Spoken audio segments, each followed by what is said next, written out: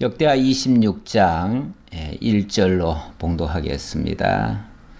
유다 온 백성이 나이가 16세 된 우시야를 세워 그의 아버지 아마샤를 대신하여 왕으로 삼으니 아마샤 왕이 그의 열조들의 묘실에 누운 후에 우시야가 엘롯을 건축하여 유다에 돌렸더라.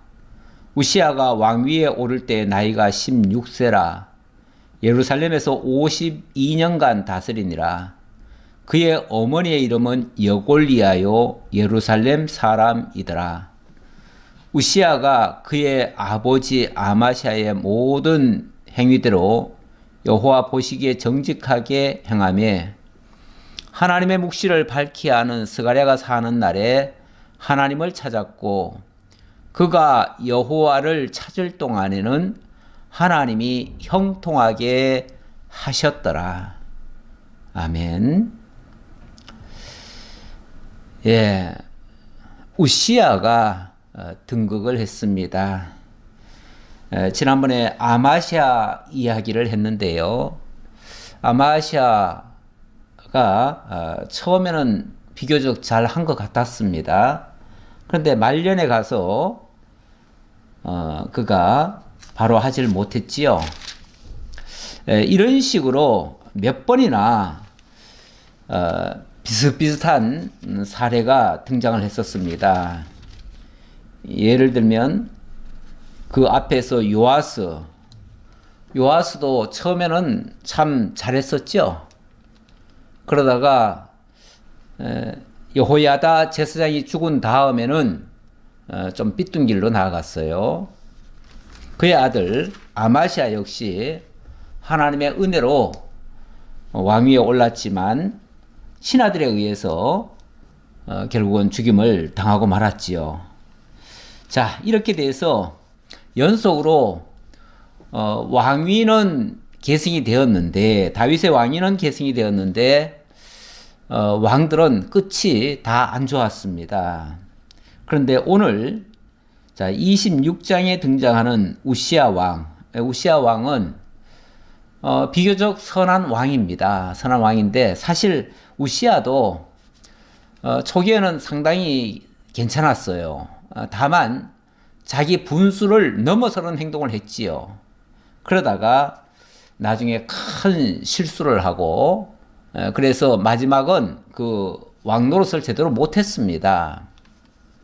그래서 우시야까지는 비교적 선한 왕들이긴 한데 그러나 끝들은 다 안 좋았다. 그 정도로 설명을 일단 드리고 이제 내용 속으로 들어가 보도록 하겠습니다. 자, 우시야가 즉위를 했는데 즉위하고 나서 한동안은 참 형통했습니다.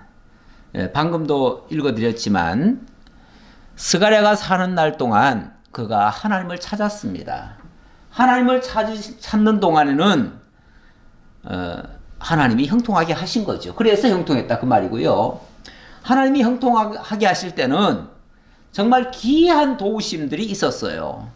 기이한 도우심이란 말은 이 본문에 있는 그대로의 말씀인데요. 그거는 이 평이한 일들이 아니었다는 거죠.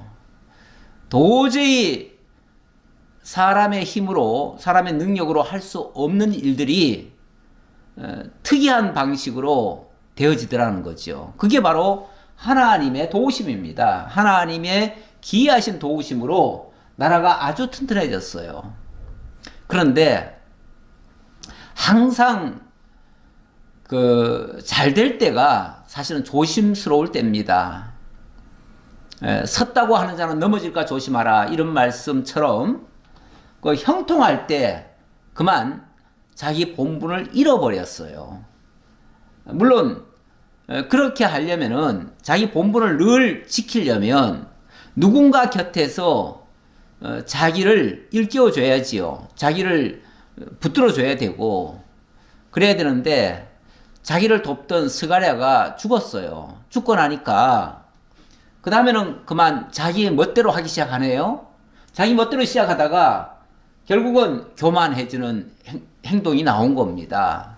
그로 말미암아 하나님께로부터 엄청난 징계를 맞았고 그 징계가 바로 문둥병이었습니다. 그리고 나서부터는 왕이라고 하는 호칭은 계속 받고 있었지만 그러나 실질적으로는 왕노릇을 못했습니다. 왜냐하면 문둥병이 든 상태에서 어떻게 왕노릇을 하겠습니까? 그러나 또 사람이 죽지는 않았으니까 왕이라고 하는 칭호는 계속 가지고 있었어요. 그러면서 죽을 때까지 왕의 칭호는 가지고 있어서 이 사람이 무려 한 50여 년간을 왕으로 재직을 했다고 그래요. 하지만은 실질적으로는 그렇게 많이 하지 못했습니다. 왜냐하면 문둥병이 든 이후부터는 왕자리에 있은 게 아니에요. 왕자리에 있지를 못하고 그의 아들에게 왕의 역할을 대리하게 만들었죠. 그래서 실질적으로는 그의 아들이 왕노릇을 하고 이 우시아는 왕의 이름으로만 통치를 했지요. 그러다가 끝에는 뭐 참 좀 좋지 않지요. 왜냐하면은 문둥병 든 상태에서 죽었으니까요. 그러니까 다윗의 묘실에도 못 들어가요.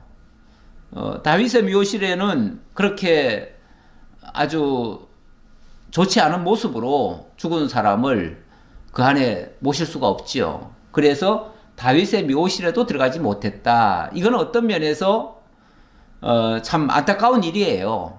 왕으로 재직을 했지만 왕으로 대우를 못 받는 셈이에요. 그런 결과가 빚어졌습니다. 자, 그래서 오늘 우시아도 어떻게 보면 앞에서 요아스, 아마시아처럼 시작은 참 좋았는데 끝은 안 좋았다. 제가 그래서 시작과 끝, 같음과 다름, 이런 주제를 하나 넣어봤어요. 왜냐면 이런 거 한번 생각해 보려고.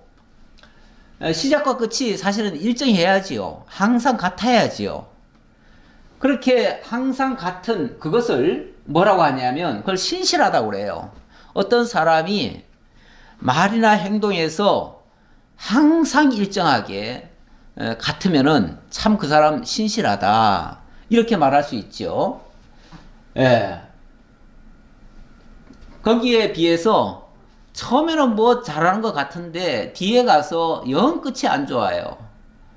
그 많은 사람을 그동안 한 업적보다도 더 많이 망가뜨려요. 예를 들어서.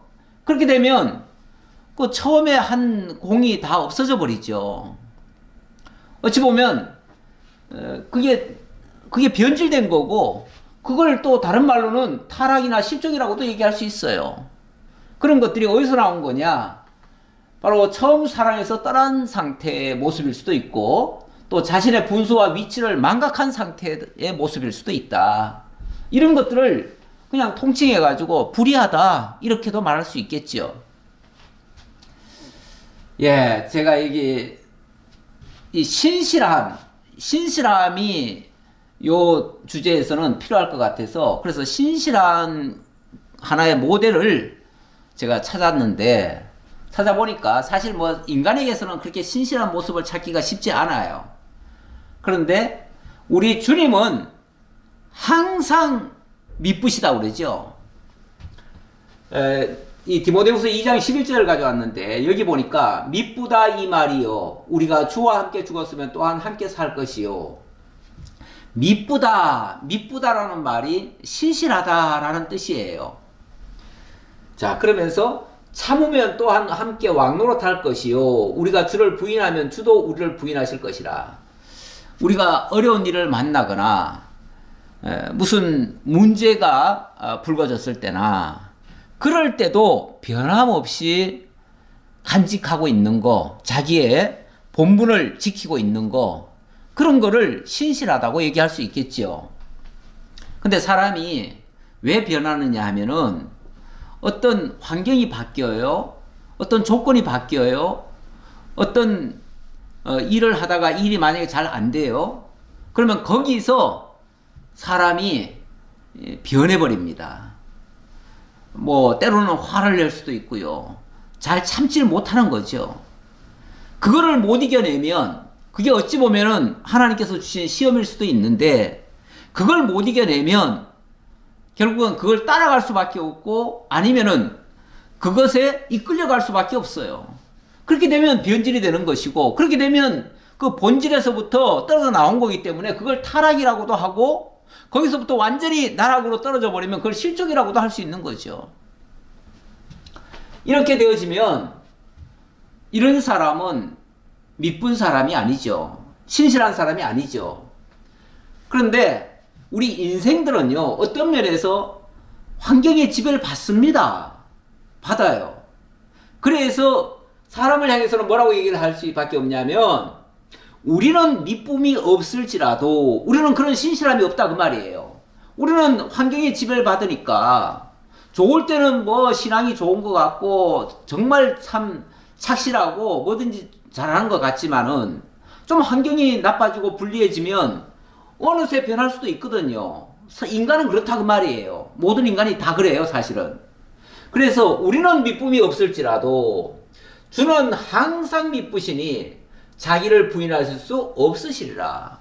우리 하나님은 우리 하나님의 이름이 여호와 아닙니까? 여호와란 말은 말씀하시고 말씀대로 이루시는 자예요. 그러니까 항상 그 말씀에 변동이 없어야 맞지요. 우리 하나님은 특성이 그래요. 하나님은 당신이 말씀하신 것을 당신이 그대로 다 지키셔요. 그래서 항상 믿으셔요. 근데 이 항상 믿으시다는 이 말을 먼저 성경에는 뭐라고 돼 있었냐면 똑같은 말인데 주는 일향 믿으시니 이렇게 얘기했어요.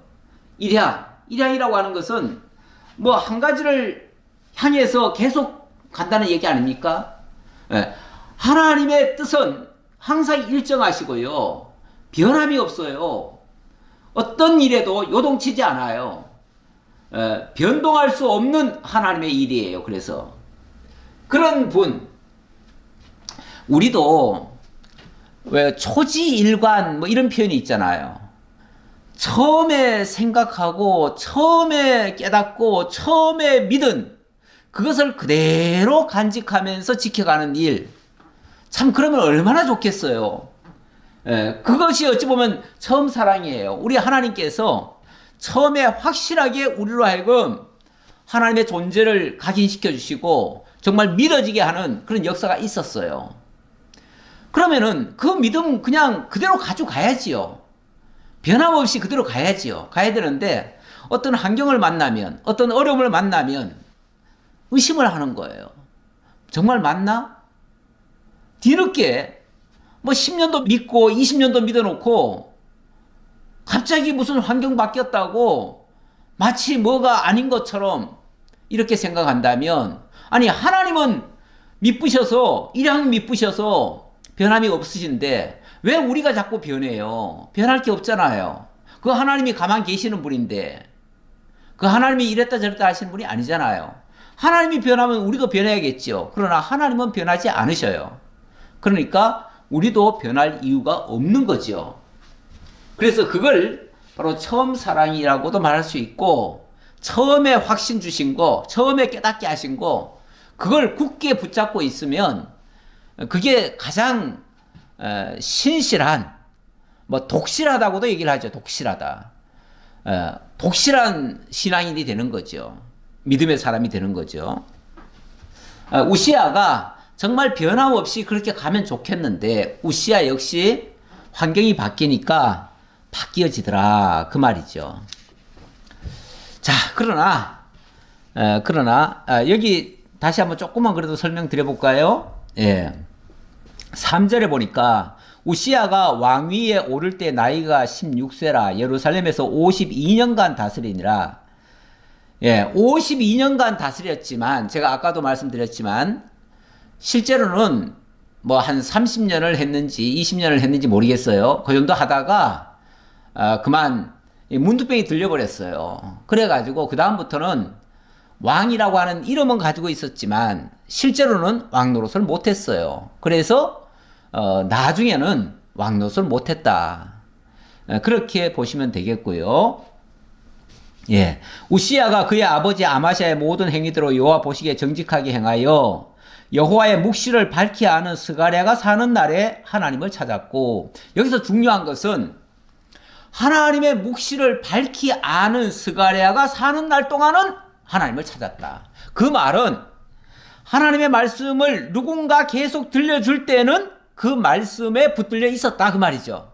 변함없었다 그 말이죠. 예. 그러니까 우리로 하여금 정말 신실할 수 있는 그 힘은 어디에 있냐면 끊임없이 하나님의 말씀이 공급돼야 돼요. 하나님의 말씀이 공급 안 되면 우리는 환경의 지배를 받을 수밖에 없어요. 그러니까 어떤 환경이 바뀌었으니까 주변 모든 조건이 안 좋으니까 이렇게는 말을 할 수 있지만, 그러나 하나님의 말씀에 굳게 붙들려 있으면 사실 그 환경을 초월합니다. 그걸 다 뛰어넘어요. 어떤 환경이든지 어떤 비바람이든지 어떤 풍랑이든지 오히려 말씀을 제대로 공급을 받고 있으면요, 그런 것들이 오히려 우리의 신앙을 더 향상을 시키면 향상을 시켰지 그것 때문에 우리의 신앙을 무너뜨리지 않아요. 우리 찬송가에도 있는 것처럼 이 풍랑 인연하여서 더 빨리 나아갑니다, 이런 표현도 있잖아요. 우리가 이 세상에 살면서 엄청나게 많은 어려운 일들이 발생하지요. 끊임없이 새로운 일들이 만들어집니다. 매일같이. 솔직히 우리가 내일 일을 모릅니다. 그 정도로 내일은 어떤 걸로 또 변할지 몰라요. 하지만 우리가 어제나 오늘이나 동일하신 주님의 말씀을 듣고 있으면 우리의 신앙만큼은 변하지 않는 겁니다. 그런데 작은 신앙이 변했다고 하면 그게 무슨 이유가 뭐 때문이고 무슨 핑계는 될 수 있죠. 핑계는 될 수 있지만 그거는 합당한 말이 아닙니다.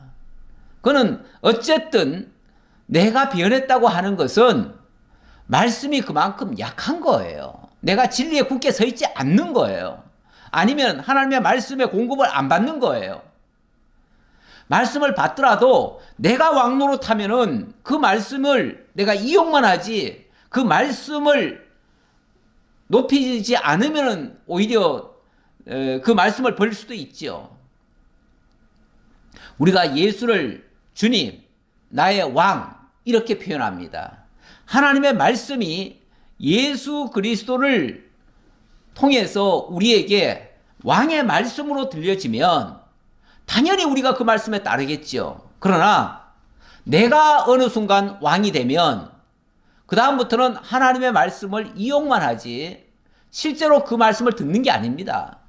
내 필요할 때 하나님 말씀 끌어다 쓰고 내 필요 없으면 내가 알아서 살고 하나님 말씀은 말씀대로 그냥 제껴놓지요. 그게 자기가 왕노릇하는 거 아닙니까? 우시아가 무너진 게 바로 그것 때문이에요. 우시아가 정말 스가랴가 살면서 하나님의 말씀을 들려줄 때는 철저하게 자신을 종처럼 낮춰서 하나님의 말씀에 순복을 했어요. 그런데 스가랴가 죽고 나니까 더 이상 자기에게 이래라 저래라 가르치는 지도자가 없어요. 자기 위는 없어요. 쉽게 말하면 자기가 이제 최고 왕이 된 거예요.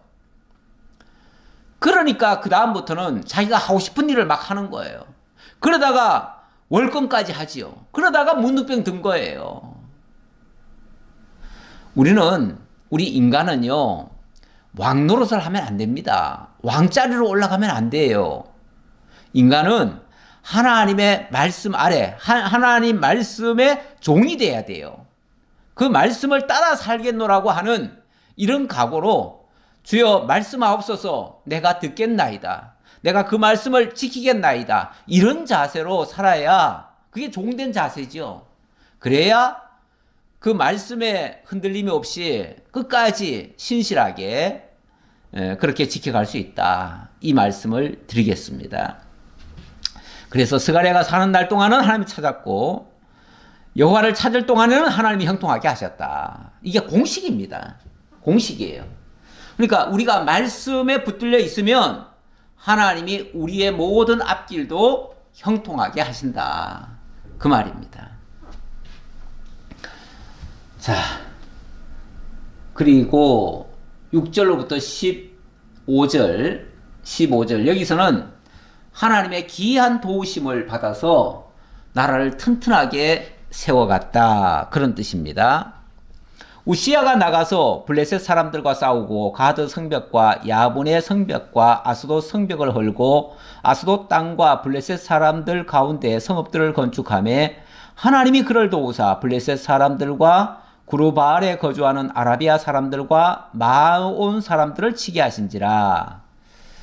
예, 하나님이 형통케 하실 때는요, 주변에 아무리 대적이 많아도 그들을 다 평정시키고 그들을 다 굴복시키고 이렇게 했다 그 말입니다. 지금 대적이 없는 게 아니에요.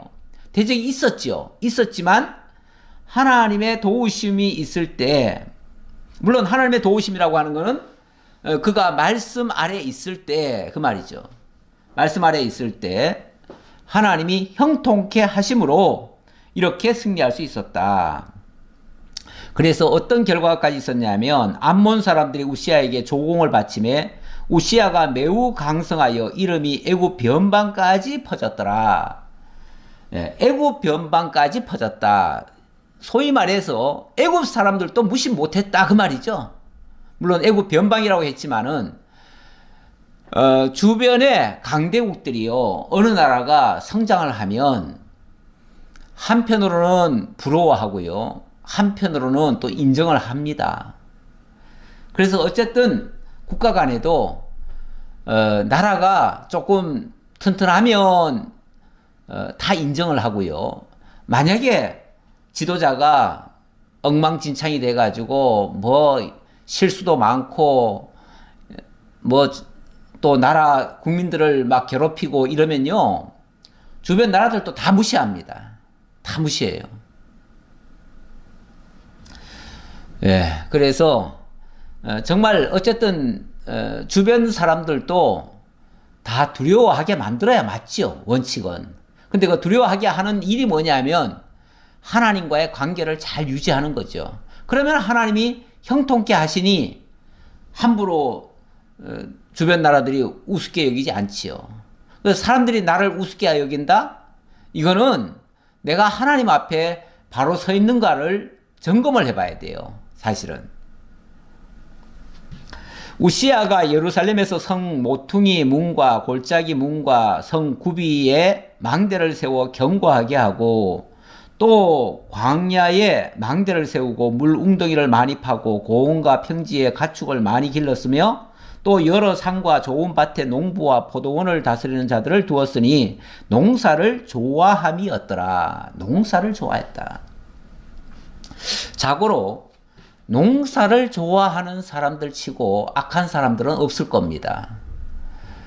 이 소위 말해서 정말 남들이 다 천히 여기는 것까지도 귀히 쓸 줄 알고 귀하게 여겼다는 거죠. 어찌 보면은 정치인들이 왕이 농사일 같은 거는 별로 신경 안 쓸 수도 있습니다. 그런 거는 잘 배우지 못하고 소시민들이 아니면 저 시골에 뭐 흔히 조금 무시하는 투로 무지랭이 이런 표현 하잖아요. 무지랭이 같이 그렇게 하는 사람들이 하는 게 농사다 이렇게 생각할 수도 있습니다. 그런데 왕이 농사에 관심을 가졌다는 거는요, 백성들을 정말 참 사랑하는 모습이에요. 어떤 면에서. 그래서 옛날에 우리나라도 정말 성군들이 나오잖아요. 가끔씩 성군 이야기 나오잖아요. 그 성군들은요, 시골에서 농사 짓는 사람 한 사람을 다 생각합니다. 그래서 어떻게 하면 농사를 잘 지어가지고 정말 배부르게 등 따시게 이렇게 살게 할까, 그것을 늘 염려하고 걱정을 하고 신경을 써주죠. 그래서 그런 일에 필요하면 모든 걸 다 공급하죠. 이 굉장히 훌륭한 왕입니다. 저는 이런 모습은 매우 훌륭한 모습이다. 이거는 보통 왕들은 일반적으로 권세에 취해 있는 왕들 같으면은 이런 거 안 합니다. 국민들이 뭐 배를 굶든지 말든지 뭐 어떻게 살든지 신경 안 씁니다. 그리고 맨날 정권 노름이나 하고 정치인들 같이 맨날 무슨 정파 싸움이나 하고 정적들이나 잡아들이고 뭐 폭정을 다스리고 뭐 이런 일만 하지요. 무섭게 겁만 주고. 대체적으로 아광들은요 맨날 국민들 협박합니다. 서민들 사정은 아랑곳하지도 않습니다. 그런데 이렇게 농사를 좋아했다. 농사를 좋아했다는 말은 그냥 농사 짓기를, 뭐 당신이 농사 지었겠습니까? 당신이 농사를 짓는다는 말이 아니라 농사 짓는 그 어린 농민들까지도 다 사랑하면서 백성으로 귀하게 여겨주면서 그들의 편의를 다 제공하고, 그렇게 하는 것을 소위 말해서 뭐 농자 천하지 대본 그러잖아요. 농자 천하지 대본. 쉽게 말하면 농사 짓는 사람이 이 모든 것의 기본이다 그 말이죠. 천하지 대본, 이 땅에서 제일 중요한 역할이다. 그렇게 여기는 사람 같으면은 농민들 우습게 여기지 않지요. 마찬가지로 우리 도해지 사람들 같으면은 노동자들, 가난한 사람들 절대 무시하지 않지요. 노동자들을 더 귀하게 여기죠. 그래서 한 사람의 억울한 사람도 없게끔 돌보지요. 서민들의 살림살이가 어떠한지, 얼마나 팍팍한지 조금 힘든 부분이 있으면은 언제라도 돌아볼 생각을 하지요. 그런 사람이 사실은 성군입니다. 그런 면에서 정말 우시아는 참 성군이에요. 이런 면에서 보면. 근데 문제는 이게 끝까지 이렇게 유지되면 참 좋겠는데, 그 자기를 지도해주던 그 스가랴가 죽고 나니까 이게 바뀌어져요. 이게 바뀌어지는 게 이제 문제죠. 쉽게 말하면 자기에게 하나님의 말씀을, 진리의 말씀을 들려주던 선생이 없어져 버렸어요. 없어지니까 그때부터 바뀌더라 그 말이에요. 근데 뭐 아직은 바뀐 상태는 아니고요. 아직은 정말 훌륭한 일을 하는 사람입니다. 우시아에게 또 싸우는 군사가 있으니 서기관 여이엘과 병영장 마세야가 직접 조사한 수요대로 왕의 지휘관 하나냐의 스라에 속하여 떼를 지어 나가서 싸우는지라. 족장의 총수가 2600명이니 모두가 큰 용사요. 그의 스라의 군대가 30만 7500명이라. 건장하고 싸움에 능하여 왕을 도와 적을 치는 자이며, 그러니까 농사 짓는 한 사람도 다 정말 사랑하면서 그들을 돌보아 주었고요. 뿐만 아니라 군대도 아주 튼튼하게 방비를 했다 그 말이에요. 뭐 부족함이 없도록 했어요. 우시아가 그의 온 군대를 위하여 방패와 창과 투구와 갑옷과 활과 물맷돌을 준비하고, 군대도 아주 쉽게 말하면 최신 무기로 다 갖추도록 그렇게 방비를 했나 봐요. 또 예루살렘에서 재주 있는 사람들에게 무기를 고안하게 하여 망대와 성각 위에 두어 화살과 큰 돌을 쏘고 던지게 하였으니 그의 이름이 멀리 퍼짐은 기이한 도우심을 얻어 강성하여 짐이었더라. 기이한 도우심을 얻어서 강성하여졌다.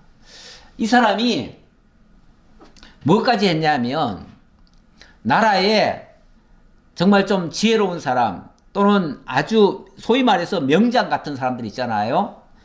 기술이 있고 뭔가 좀 고안을 잘 하는 사람, 소위 말해서 오늘날로 말하면 과학자, 기술자, 어느 전문 분야에 특출한 사람들은 다 등용을 한 거예요. 다 등용을 해가지고 적재적소에 파송을 해가지고 거기서 뭐든지 연구하게 만들고, 그래서 뭐까지 연구를 했냐면 소위 말해서 신무기를 만든 거예요. 신무기를 만들어 가지고, 그래서 옛날 같으면은 예를 들어서 그 화살을 쏘잖아요. 화살 쏘면은 그 화살 멀리 날아가 봤자 얼마 안 날아갑니다, 사실.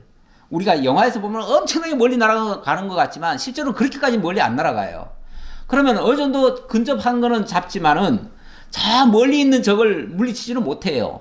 그런데 이 사람은 지금 뭘까지 연구를 하게 했냐면 아예 대포 같은 걸 만들게 한 거예요. 대포 같은 걸 만들어 가지고 이 앞에서부터 저 멀리에서 오는 적들을 향해서도 뭔가 큰 걸로 쏴가지고 여기 큰 돌을 쏜다고 그랬죠. 예, 화살과 큰 돌을 쏘고 던지게 했다. 쉽게 말하면 그걸 뭐라고 그럽니까? 그 돌을 큰 돌, 큰 바위 같은 거를 해가지고 그걸 아주 저 멀리까지 던질 수 있도록 한 거. 신기전인가 그 영화에 보면 그런 거 나오지요. 예. 그런 무기를 쉽게 말하면 개발하게 한 거예요. 그러니까 그 당시에는 다른 나라에서는 거의 안 쓰던 무기인데 신개발을 한 거예요. 마치 우리나라 옛날에 이순신 장군이 거북선 이용하고 거기에 화공인이 뭐 아주 멀리 포를 쏘게 만들고 하는 거 있잖아요. 이런 것들을 해가지고 일본이 깜짝 놀라게 만드는, 일본은 막 무력으로 엄청나게 배를 가지고 치고 들어왔는데 조선이 그런 게 있을 리가 만무했거든요. 그런데 이순신이 그걸 개발해가지고 그 작은 그 함선으로 그 많은 적들을 다 물리친 거 아닙니까? 그런데 그게 정말 거북선도 대단했고요. 그 안에 무기도 지금까지 못 본 무기들이 있었던 거죠. 이렇게 하니까 주변의 모든 나라들이 다 놀란 거예요. 예, 이렇게 해서 이게 신기한 도우심을 얻어 강성해졌다 그러는데 우리 하나님이 이 사람에게 그런 지혜를 준 거예요. 근데 이런 지혜가 어디서 나왔겠어요?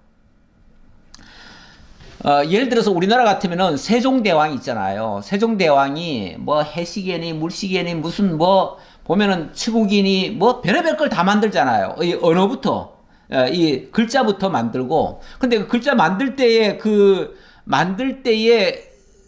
왕의 그 마음이 읽히잖아요. 어린 백성이 우리나라 말과 글이 중국과 달라가지고 이게 너무 어려워서 도저히 서민들이 쉽게 말하면은 글을 읽을 줄도 모르고 쓸 줄도 몰라요. 그러니까 이것을 어떻게 하면은 좀 손쉽게 읽고 쓰면서 자기 의사를 밝히고 모든 것을 이렇게 교통할 수 있게 할까? 그걸 연구한 거 아닙니까? 그 어린 백성들을 생각하면서 만든 거예요. 그래서 어린 백성들을 생각하다 보니 뭐든지 쉬워야 되고요. 뭐든지 편해야 되고요. 그리고 누구나 쉽게 간단하게 할 수 있는 거. 그래서 언어도 세계에서 제일 쉬운 언어예요. 사실은 이 한글이 제일 과학적이고. 왜냐하면 그만큼 머리를 써가지고 정말 신기한 그런 마음으로 했는데 그게 백성을 사랑하는 마음에서 나온 겁니다. 해시계니 치국이니 이런 것들도 다 그거 소시민들에게 다 영향 주는 거 아닙니까? 그런 거 농사 짓는 데도 필요한 거고요. 예. 이런 것들이 다 백성을 사랑하는 마음에서 나온 거예요. 어찌 보면 우시아가 정말로 백성을 사랑한 것 같습니다. 그런데 이것이 계속 끝까지 가면 얼마나 좋겠어요. 예. 예. 이거는 우리 하나님께서 선한 도우심을 주셔서 하게 하셨다는 것을 제가 한 예를 가져오려고 에스라스를 가져왔는데 이건 나중에 참고하시기 바랍니다. 예, 기이한 도우심은요 뭘 어떻게 했기 때문에가 아니라 어떤 선한 목적이 어디 있느냐. 그러니까 백성을 사랑하고 하나님의 말씀에 순종하는 그런 자세, 하나님의 말씀을 배우고 제대로 배웠을 때는 백성을 사랑하는 마음이 나와요. 그래서 이런 결과가 나왔다. 그래서 여기도 마찬가지예요. 여기도 보면은 이 에스라가 정말 이 백성을 얼마나 사랑하면 이 백성들을 가르치기 위한 목적으로 그 먼 나라에서부터 바벨론에서부터 백성들을 데려오잖아요. 데려가가지고 가르쳐서 율법을 연구하여 준행하며 율례와 규례를 이스라엘 백성에게 가르치기로 결심하였더라. 이렇게 결심한 사람이에요. 그 백성을 정말 하나님께로 인도하기 위해서 하나님의 사람으로 기르기 위해서 그렇게 힘쓰고 애쓰는 그 일을 한 사람이다. 그 말이죠. 자, 그 다음 16절로 23절. 자, 이렇게 해서 정말 나라도 안정되고요. 나라도 부강했죠. 강성해졌다고 그랬잖아요. 강성해지고 이제 모든 어려움들도 다 사라졌습니다. 그런데 항상 문제는요, 잘 나갈 때가 주의할 때입니다. 그가 강성하여짐에 그의 마음이 교만하여 악을 행하여 그의 하나님 여호와께 범죄하되 곧 여호와의 성전에 들어가서 향단에 분향하려 한지라. 요게 정말 오게티입니다. 오게티예요. 이렇게 훌륭한 우시아 왕이 말년에 좀 오바를 합니다. 무슨 오바를 하냐면 갑자기 그의 마음이 교만해졌대요. 교만해졌대요. 왜 교만해졌냐면은 그 행동을 보면 이제 알겠죠. 그 행동이 뭐까지 하려고 하는 겁니까? 성전에 들어가서 향단에다가 분향을 하려고 했어요. 그런데 아니 분향한다는 말은 하나님께 제사 드린다는 얘기고 하나님께 제사 드린다는 건 좋은 거 아닌가? 라고 생각할 수 있는데 자기 본분을 잃어버린 겁니다. 이게. 아니 분향하는 건 좋지요. 분향하는 건 좋은데 누구를 통해야 됩니까? 제사장을 통해야지요. 근데 제사장이 소위 말해서 앞에 스가랴가 있었잖아요. 스가랴가 있었는데 그 스가랴가 죽었단 말이에요. 죽고 나니까 아무래도 자기가 믿고 있던 제사장이 죽으니까 그 다음에는 자기가 믿을 만한 사람이 없었는지도 모르겠어요. 뭐 그거는 이유라고 칩시다. 그건 핑계지요. 어쨌든 하나님께서는 선지자와 제사장과 왕이라고 하는 이 직분을 각각 나눠주셨습니다. 나누셨기 때문에 서로 월권을 하면 안 돼요. 예. 각자 자기 역할을 하게 해야 되고, 어떤 경우에도 왕이 자기 본분을 잃어버려서는 안 되지요. 그런데, 그만, 자신감이 넘쳐서 그런지 뭐 했는지는 모르지만, 어쨌든 뭐든지 다 잘 되니까, 이렇게 해도 되겠지라고 생각했는지는 모르겠어요. 사람이 뭔가를 자꾸 하다 보면요, 내가 할 일이 이건데, 예를 들어서 이건데, 자꾸 다른 것까지 신경을 많이 쓰는 경우도 있어요. 그게 일종의 월권이에요, 월권인데, 어쨌든 이 우시아는 지금 무슨 생각인지는 몰라도, 갑자기 분향을 하겠다고 성전 안에 들어가서 자기가 에봇을 입고 자기가 제사장 노릇까지도 하려고 했던가 봐요. 그거는 기존에 아마 제사장을 불신임했을 수도 있고요. 아니면은 그 스가랴가 죽고 난 다음에 자기 그 말씀에 통치를 못 받으니까 자기 어떤 교만한 마음이 생겼을 수도 있어요. 그리고 뭐든지 잘 안 될 때는 사람이 좀 겸손하기도 한데요. 너무 잘 되면요, 이게 너무 자기 위치를 못 지키는 경우가 있습니다. 결국 이렇게 된 거예요. 그래서 공과로 말을 하자면 분명히 선한 왕이었어요. 그래서 선한 행적이 참 많았어요. 그런데 조건은 뭐냐면 스가랴가 사는 날 동안 그랬다는 거죠. 쉽게 말하면 대제사장이 옆에서 늘 하나님의 말씀으로 들려줄 동안은 정말 잘했어요. 근데 그 말씀이 없으니까. 그러니까 이게 우리가 항상 말씀을 들어야 되는 이유가요, 말씀을 들을 때는 우리 생각이 기본적으로 우리 생각은 선하지 않습니다. 선하지 않아요. 왜냐하면 원래 제약된 이 육신을 입고 태어나잖아요. 그러니까 육체의 소욕이 기본으로 있어요. 그리고 육체의 소욕은요, 끊임없이 사단의 유혹을 받습니다. 받기 때문에 사단이 뭔가 자꾸만 육체의 소욕을 이끌어내요. 그리고 너 정말 잘한다 잘한다 하면서 뭔가 부채질을 해가지고 엉뚱한 짓을 하게 만들어요. 이게 기본적으로 사단이 주는 마음이에요. 근데 이거를 뭘로 제어를 하냐면 하나님의 말씀이 내 속에 들어오면 그것이 제어가 가능해져요. 그러니까 당연히 하나님의 말씀이 있어야죠.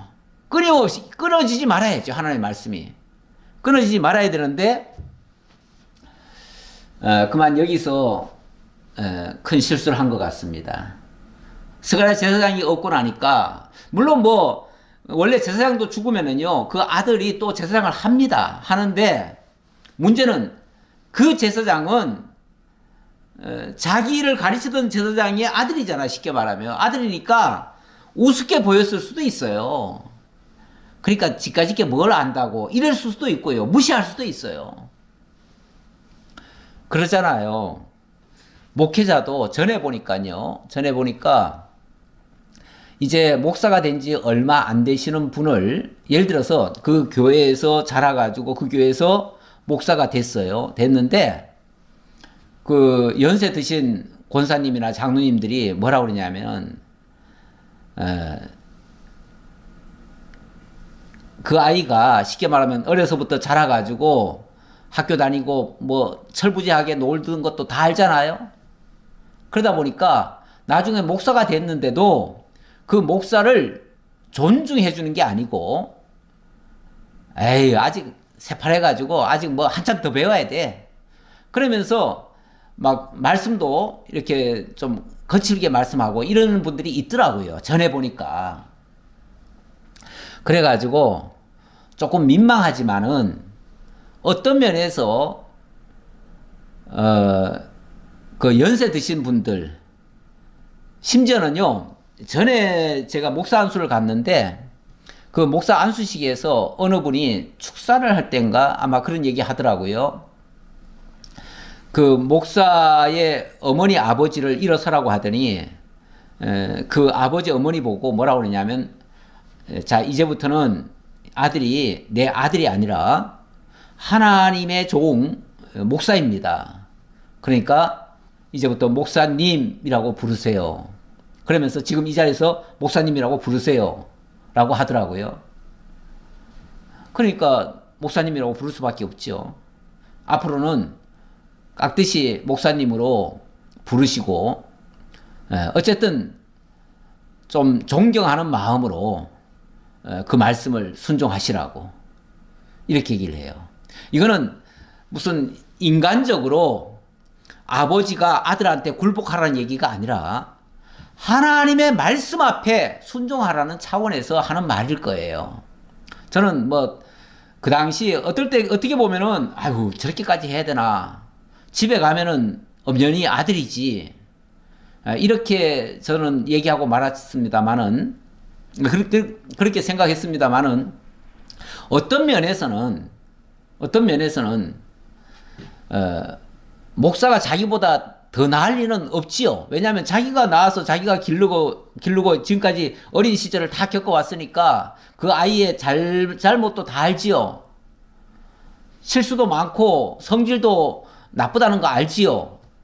하지만 어쨌든 하나님이 세운 하나님의 종이라고 해야 그를 통해서 증거되는 하나님의 말씀을 들을 거 아니겠어요? 만약에 그것을 아이고 뭐 아들 저놈이 뭐 지도 못하면서 뭘 나한테 이렇게 하라고 그래? 예를 들어서 이런 식으로 받아들인다면 그 말씀 듣겠어요? 못 듣죠. 못 들으면은 결국 자기 불행 아니겠어요? 하나님의 말씀이 하나님의 말씀으로 안 들어오면 자기가 불행한 거예요. 그래서 반드시 들어야 되고요. 듣기 위해서 어찌 보면 그런 형식을 갖추는 거예요. 예. 뭐 꼭 목사님이라고 불러야만 되는 게 아니라, 그게 권위가 아니라 권위로만 생각하지 마시고 말씀 앞에 순복하게 하기 위해서 그렇게 했다라고 볼 수 있는데, 제가 지금 우시야가 왜 제사장 노릇까지 하려고 했을까를 지금 얘기하다가 지금 여기까지 말이 나온 겁니다. 아무래도 이 우시야는요, 스가랴 제사장이 쉽게 말하면 자기한테 가르칠 때는 그 말씀에 고분고분 순종하고 그 말씀을 따라서 정말 하나님 앞에 바르게 했어요. 그런데 그 아들 때 제사장이 세워지니까 그 제사장을 쉽게 말하면 신임을 못한 거예요. 못하니까 야, 너보다는 내가 더 잘한다. 그 애복 가져와. 내가 제사 드릴게. 아유, 자식, 그 제사장 하는 거 보니까 형편없네. 이렇게 생각했을지 몰라요. 아무래도 그 어린 제사장이 만약에 그 아버지가 죽고 그 아들이 이제 제사장이 됐을 거 아닙니까? 그러면 어릴 거 아니에요? 제대로 못 배웠으면 실수 많지요. 실수해요, 틀림없이. 실수하는 그거를 좀 참고 인내하면서 잘 하도록 기다려줘야지. 그거를 잘못하니까 내가 하겠다. 비켜라, 내가 하겠다. 이렇게 하면 되겠냐 그 말이에요. 이렇게 하면 이거는 월권이죠, 월권. 예, 그래서 그런 실수를 했다고 지금 성경은 얘기를 하면서 그걸 하나님이 뭐라고 하냐면 그의 마음이 교만하여 악을 행한 거다. 이건 교만한 거고 그 교만에서 나온 그 행동이 악한 거다 그 말이죠. 악한 거다. 얼마나 악하냐면 우리 하나님은요, 이 하나님의 성전에 아무나 함부로 들어오지도 못하게 합니다. 그리고 제사를 드릴 때 만약에 방식이 조금만 달라도요, 하나님은 진노하셔요. 일찍이 레위기에 보면 아론의 아들이 나답과 아비후가 아직 철이 없을 거 아니에요. 생전 안 해봤잖아요. 생전 안 해봤는데 하나님이 나답과 아비후 보고 제사장 노릇하라고 그랬어요. 근데 제사장 노릇을 하는데 이 나답과 아비후가 뭘 잘 몰라요. 잘 모르니까 무슨 짓을 했냐면 각기 향로를 가져다가 여호와께서 명령하시지 아니하신 다른 불을 담아다가 여호와 앞에 분향을 했대요. 큰 실수를 한 거예요.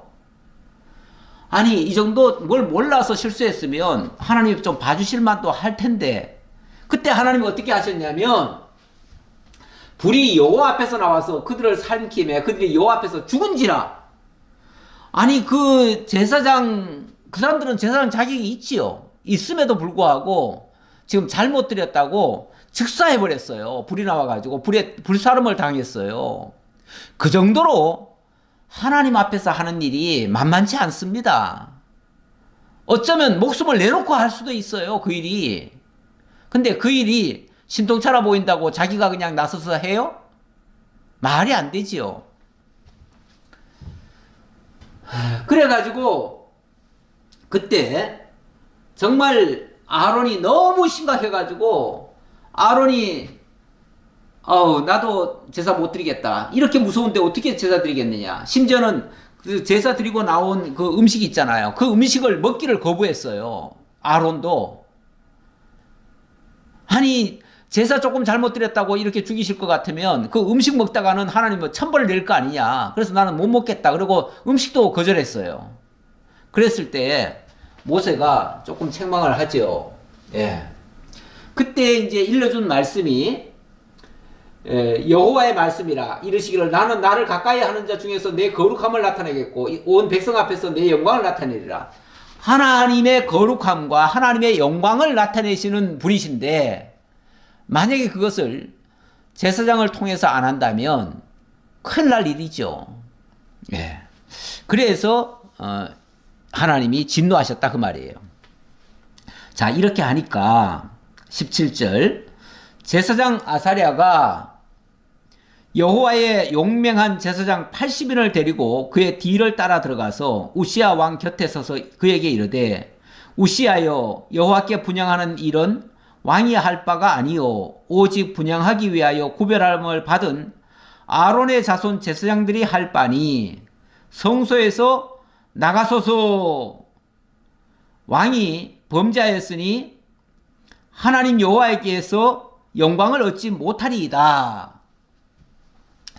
참, 그 왕은 그 제사장을 무시하고 지금 이 제사를 드리려고 했는데 제사장이 다른 제사장 한 80명을 데리고 왔어요. 이 제사장은 대제사장이 있고 대제사장 밑에 그 일을 도와주는 제사장들이 많이 있어요.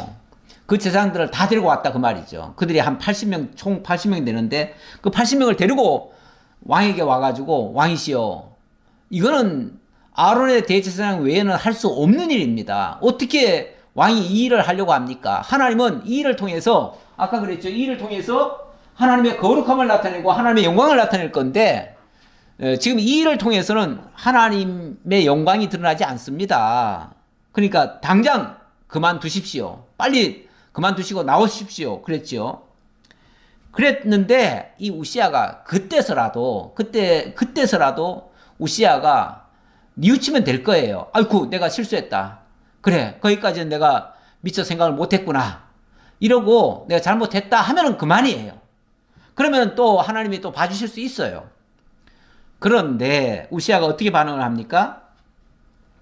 우시아가 손으로 향로를 잡고 분향하려 하다가 화를 내니, 그가 제사장에게 화를 낼 때에 여호와의 전 안 향단 곁 제사장들 앞에서 그의 이마에 나병이 생긴지라. 그런데 우시아가 지금 잘못을 지적하니까 거기에 대해서 잘못을 시인하는 것이 아니라 화를 냈어요. 화를 냈다고 하는 것은 이거는 무슨 뭐 적반하장이지요. 좀 뭐 비유가 적절할지 모르겠지만 먹긴 놈이 썩내는 시기지요. 예. 아니, 자기가 잘못해놓고 잘못했다고 지적하니까 화를 내요? 잘못을 얘기를 해주면 화를 낼 게 아니라, 아, 제가 미처 거기까지 생각을 못했네요. 미안합니다. 고칠게요. 이러면 되잖아요. 사람은 다 실수해요. 실수하기 때문에 언제라도 뉘우치기만 하면은 하나님이 봐주셔요. 그거 가지고 더 이상 문책 안 할 거예요. 그런데 오히려 적반하장으로 화를 내요? 화를 낸다고 하는 것은 이거는 망하기로 작정된 사람입니다. 망하기로 작정됐기 때문에 화를 내는 거예요. 정상적으로는 화를 낼 수가 없습니다. 이거는 벌써 하나님의 진노 아래 들어가 버린 거예요. 그래서 하나님이 그에게 나병이 걸리게 하셨어요. 이 나병이라고 하는 것은요, 구약 시대에 모든 사람들은 이 나병을 뭘로 알았냐면은 이거는 저주의 상징입니다. 저주. 그러니까 저주받은 거라고 생각한 거예요. 저주를 받으니까 하나님의 진노가 떨어졌고 저주가 생겼으니까 이건 가만둘 수가 없어요. 이제 대제사장 아사랴와 모든 제사장이 왕의 이마에 나병이 생겼음을 보고 성전에서 급히 쫓아내고 왕을 내쫓아버려요.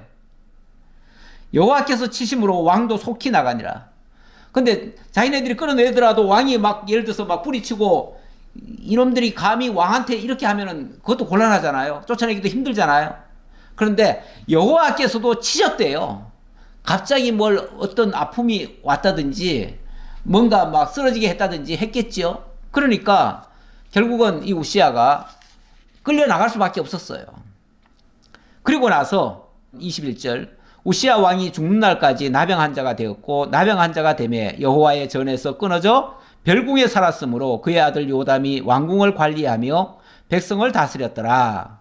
이렇게 해서 그때부터 우시아는 별궁에서 거처하면서 왕궁에 못 들어왔어요. 못 들어오고 이제 왕노릇은 왕은 맨 계속 이름은 가지고 있었지만 왕노릇은 그의 아들 요담이 관리하며 백성을 다스렸대요. 우시아의 남은 시종 행적은 아모스의 아들 선지자 이사야가 기록하였더라. 예, 이사야 그 유명한 이사야 선지자가 이 우시아에 대해서 자세히 기록을 했다. 더 자세한 거는 거기서 봐라 그 얘기죠. 우시아가 그의 조상들과 함께 누움에 그는 나병 환자라 하여 왕들의 묘실에 접한 땅 곧 그의 조상들의 곁에 장사하니라. 그의 아들 요담이 대신하여 왕이 되니라. 다시 말하면 이거는 그 다윗의 묘에는 못 들어가고요. 왕들의 묘실에 접한 땅이라고 했으니까 그 땅과 조금 이어져 있는 땅, 다른 땅에 다른 곳에 묻혔다 그 말이죠. 원래는 한 곳에 묻혀야 정상인데 나병 환자이기 때문에 한 곳에 묻힐 수가 없었어요. 예, 이렇게 해서 우시아 시대는 끝이 났습니다. 예, 어쨌든 정말 이 우시아가 정말 잘했는데 자기의 스승이 없어지고 자기가 이제 절대 왕정의 최고 왕이 됐다고 했을 때 나는 왕이다, 내가 했다, 지금까지 잘했다 이렇게 자고하는 순간 이게 바로 마귀가 가져다 주는 생각인데 그렇게 하는 순간 망하는 길로 접어든 겁니다. 예, 잠언 16장 16절을 가져왔는데요. 정말 지혜가 필요하다. 그리고 무엇이 지혜인가? 자기를 제대로 분별하는 것이 지혜고요. 여기 교만은 패망의 선봉이요 거만한 마음은 넘어짐의 앞잡임이라 이렇게 얘기했습니다. 교만이 모든 넘어짐의 앞잡이가 되는 겁니다. 겸손한 자와 함께하여 마음을 낮추는 것이 교만한 자와 함께하여 탈취물 나는 것보다 더 낫다. 예, 이 끝에는 여호와를 의지하는 자는 복이 있느니라 그랬는데 이 교만이라고 하는 거는요 여호와를 의지하는 게 아닙니다. 자기가 왕자리에 올라간 겁니다. 사람이 하나님의 종의 자세를 취해야지 내가 제일 높은 자리에 있다라고 착각하는 순간 그건 교만이 되고 그 교만은 멸망의 길로 넘어짐의 길로 갈 수밖에 없습니다. 우리 항상 하나님 앞에 가는 그날까지 겸손한 종의 자세로 살아가는 우리 모두가 되었으면 좋겠습니다. 아버지 하나님 감사합니다. 저희들에게 늘 먼저 생을 살면서 하나님의 말씀대로 살 때는 승리하고 교만할 때는 무너지는 역사를 저희들에게 오늘도 보여주셔서 감사합니다. 우리가 직접 경험하지 않고도 직접 체험하지 않고도 말씀을 통해서 늘 깨우쳐 주시니 우리가 그 거울로 삼고 늘 깨어 있도록 하나님 인도해 주옵시길 원합니다. 늘 말씀을 떠나지 않고 정말 주님을 왕으로 모시고 살아가는 저희 모두가 되게 하옵소서. 함께해 주심을 감사드렸고 예수님 이름으로 기도하옵나이다. 아멘.